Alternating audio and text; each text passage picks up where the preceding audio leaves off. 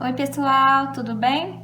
Eu percebi que muitas pessoas me mandaram mensagem com dúvida na questão do exercício que eu passei na última aula. Aí eu resolvi gravar esse vídeo para a gente corrigir juntos e vocês poderem tirar as dúvidas, tá bom?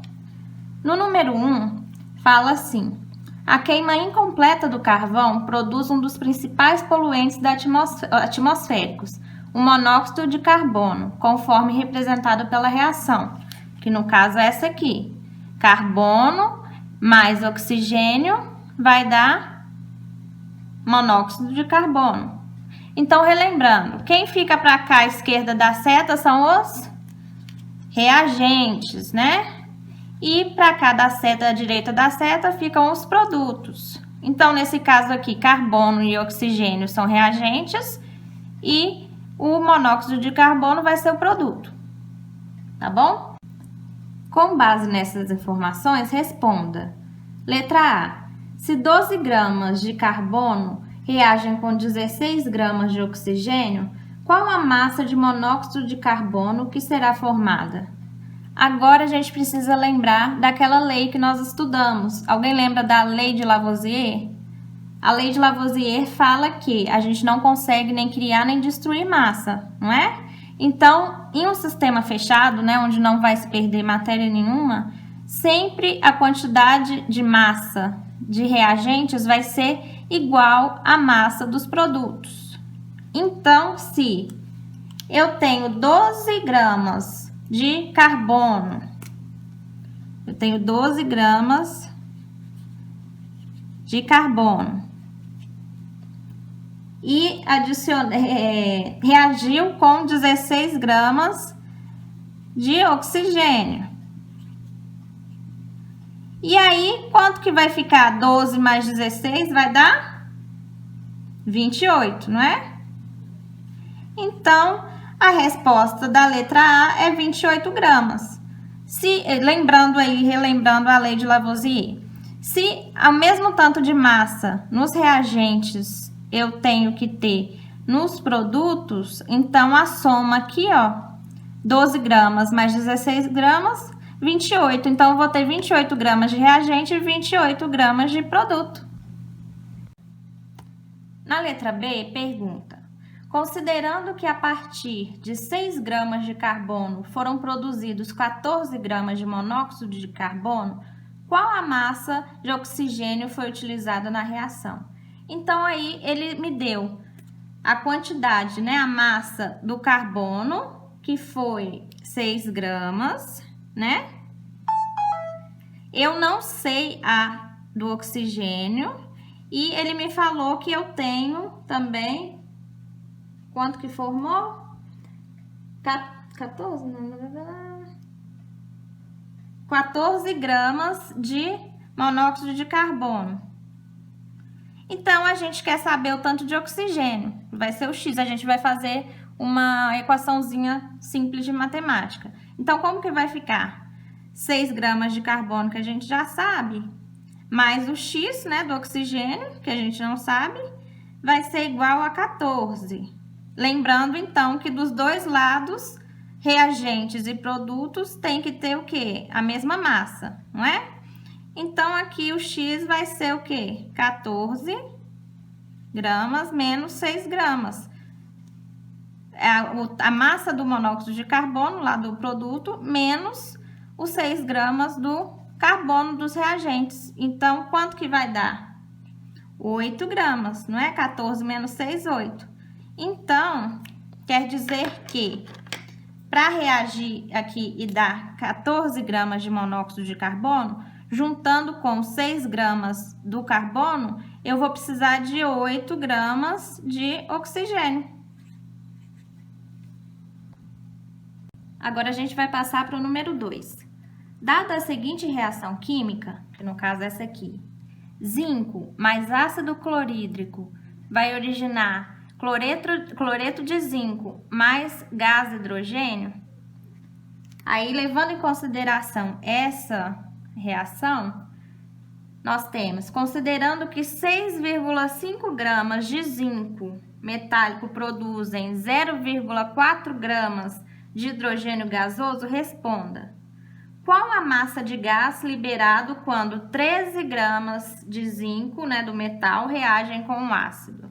Aqui, pessoal, a gente vai já cair na lei de Proust, que ela diz o seguinte, que a massa vai ser sempre proporcional, né? Sempre vai ter uma proporção. Então, por exemplo, aqui, se eu tenho 6,5 gramas de zinco e vão formar 0,4, se eu dobrei essa massa, 6,5 vezes 2, né? 2 vezes, vai dar o quê? 13, não é? 6,5 mais 6,5 é igual a 13. Então, você sempre vai manter a mesma proporção, também levando em conta lá a lei de Lavoisier, que precisa ter a massa igual de reagentes e produtos. Se aqui eu tenho 13 gramas de zinco, aqui eu vou precisar ter, e eu dobrei a massa aqui, então aqui quer dizer que o produto também vai ser dobrado. Então, de 0,4 vai para quanto? 0,8 gramas. Então, a massa do gás liberado, né, que é o hidrogênio, vai ser de 0,8. Tá bom? No número 3, fala: na indústria farmacêutica é fundamental que os profissionais conheçam a proporção de reagentes e produtos antes de realizar qualquer reação química. Um exemplo disso é a produção de ácido acetil salicílico, o AS, um dos medicamentos mais comercializados no mundo e que não deve ser utilizado em caso de sintomas de dengue. Na verdade, não deve ser utilizado por qualquer coisa, né? A não ser que o médico tenha prescrito.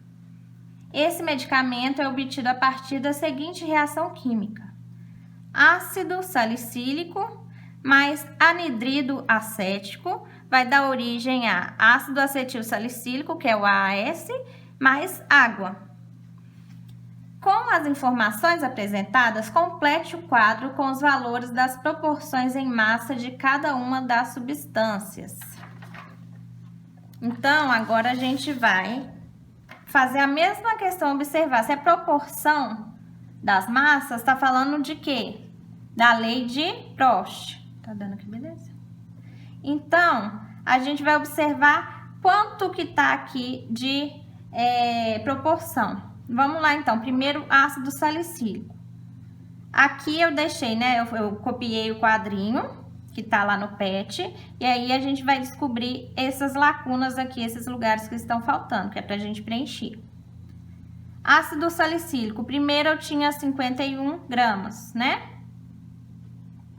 Reagindo com 138 gramas de anidrido acético, formando 180 gramas de acetil salicílico e 9 gramas de água. Beleza. Tá tudo completinho. Aqui embaixo ele já me deu algumas informações. 102 gramas de ácido salicílico e 276 gramas de ácido acético. Agora eu quero encontrar quanto de ácido acetil salicílico. Mas, professora, aqui embaixo já deu outro número. Ah, então vamos olhar. 51 gramas vezes 2 dá quanto, gente? Ah, 102. 102 vezes 2, 204. Então, aqui pela lei de Proust, a gente está vendo que sempre vai estar o quê? Multiplicando por 2.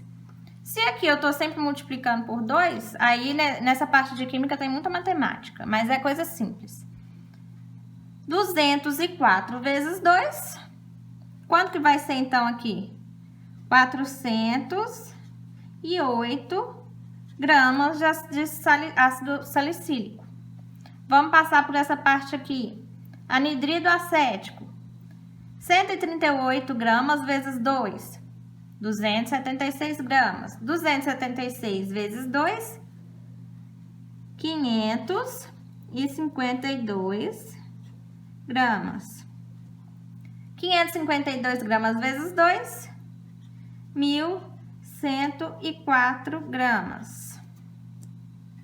Agora, o ácido acetil salicílico, 180 gramas. Lembrando que, se eu aqui eu multipliquei por 2, todos os outros, consequentemente, terão que ser multiplicados por 2, para lembrar lá da lei de Lavoisier, que tem que ser mesma quantidade de reagentes e de produtos, tá? Então, 180 vezes 2, 360 gramas, né? 360 vezes 2, 720. 720 vezes 2, 1.440 gramas. E por último, a água.